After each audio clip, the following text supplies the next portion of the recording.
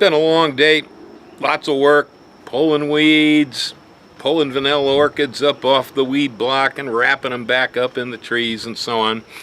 But I have one more task that I'm going to do today, and it's this right here. The last time I was here in September, I found a rare orange dragon fruit at the market. Over at the Hilo Farmers Market, the guy out there at the bayfront facing the bus station who has the strangest fruits in the whole market, he had some orange dragon fruit. Now these look a lot like the yellow dragon fruit I grow. It's a similar looking fruit. I have yet to see the plant, but I'm quite certain that it looks like a Solenocerius or a Hylocereus dragon fruit type cactus. The fruit is dragon fruit type. But instead of being the bright yellow or lemon yellow like my yellow dragon fruits are, this thing was tangerine orange.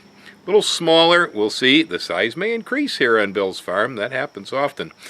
But right here I have a whole 6-inch pot full of seedlings that I got out of some of the fruit. And I got a couple of pots like this. When the seeds were still wet, I smeared them across the top of the soil and just let the rain wash them in. As you can see, the yield was good. These seeds actually came up in 7 days.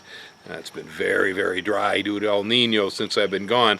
They haven't done much, but it's time to spread them out. So I'm going to put them into individual containers today. So this is all about transplanting dragon fruit. So I've set myself up here on the nursery table with a little platform to unload the seedlings on. I've got some 4-inch pots with potting soil there. Got some more 4-inch pots gridded up in a flat waiting for me right here. Now we're going to go ahead and I'm going to dump the seedlings out of the pot. I'm just going to take all this and turn it over just like that. So next thing to do is need to massage this root ball a little bit so we can get these apart without destroying them too bad. Tear this in two.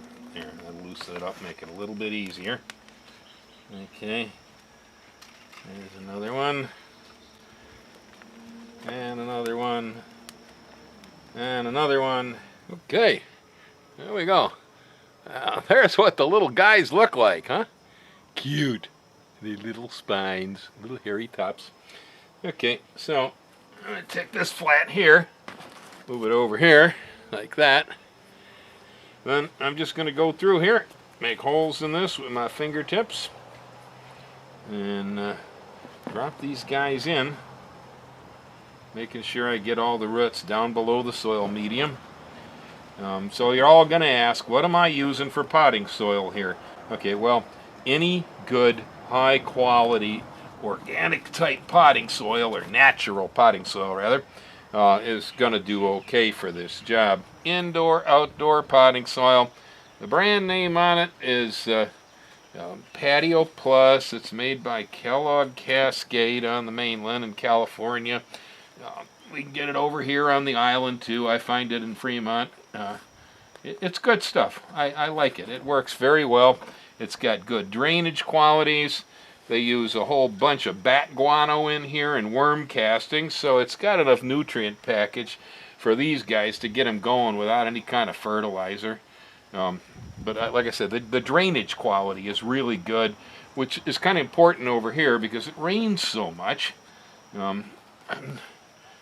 It's not too expensive. 1.5 cubic foot in this area runs about $7 or $8, depending on where you're shopping. I don't like some of the major brands that you see advertised on television, for instance. I think they're low quality junk, personally. Okay, so here we go. I need a couple more to finish this flat. And so get in here and shake these guys loose.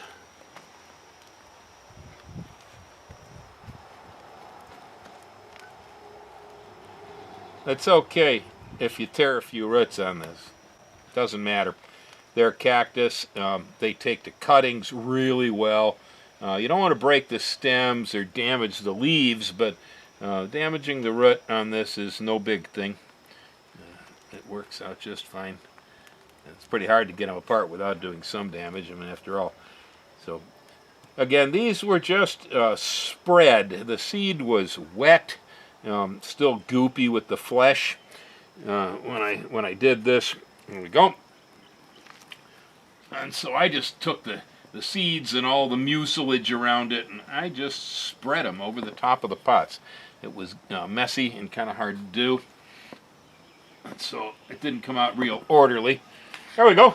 16 in a flat, huh? Nice. Check it out, huh? Isn't that a beauty? All right. I'll bring the other one over here now.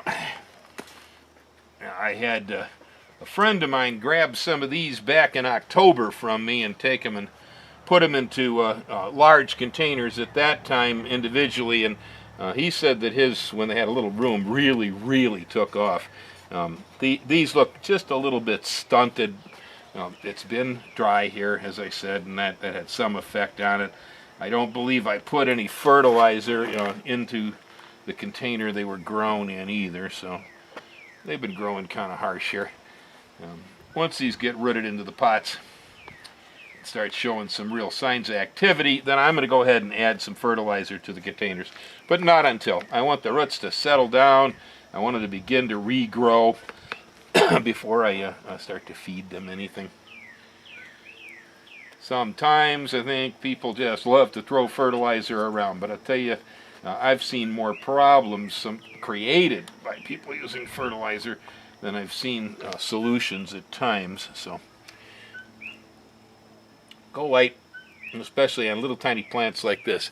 That's a little tiny plant. It's kind of weak, and it would easily, you could destroy the roots on this thing if you weren't careful by burning them off.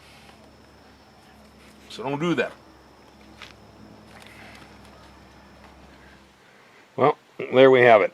Everybody's got their own little pot. I have disposed of all the weak seedlings here.